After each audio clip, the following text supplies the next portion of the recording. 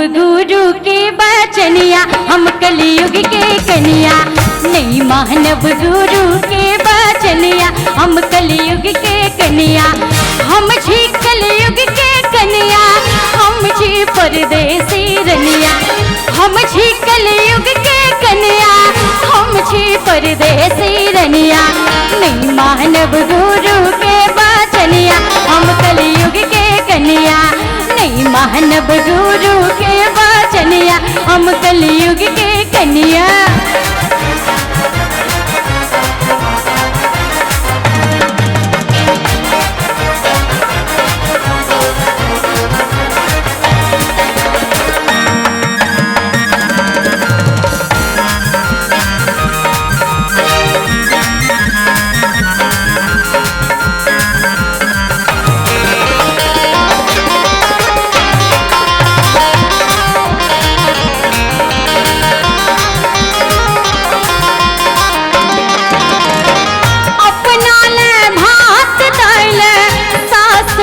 चोकर चाकर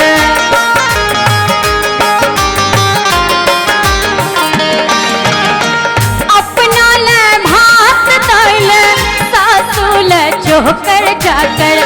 अपना ल भात तैल सासुल चोकर चाकर। स्वामी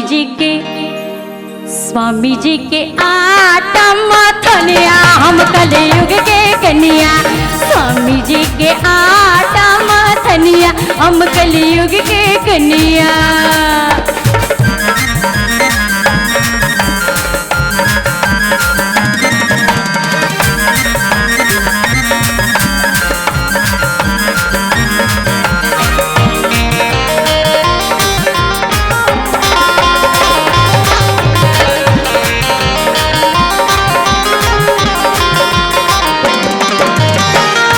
अपना ल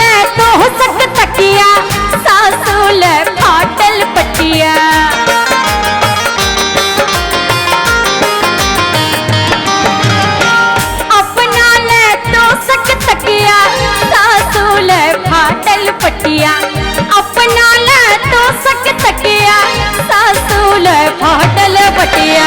हे हे हे हे हे स्वामी जी के भुइया लोटनिया हम कलयुग के कन्या। स्वामी जी के भुइया लोटनिया हम कलयुग के कन्या। नहीं मानव गुरु के बचनिया हम कलयुग के कन्या।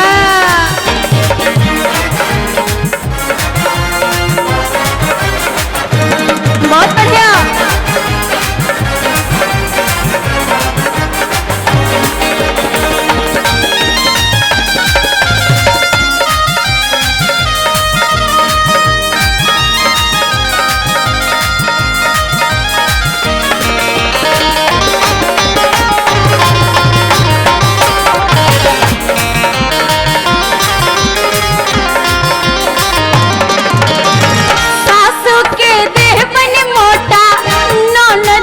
धरवन झोटा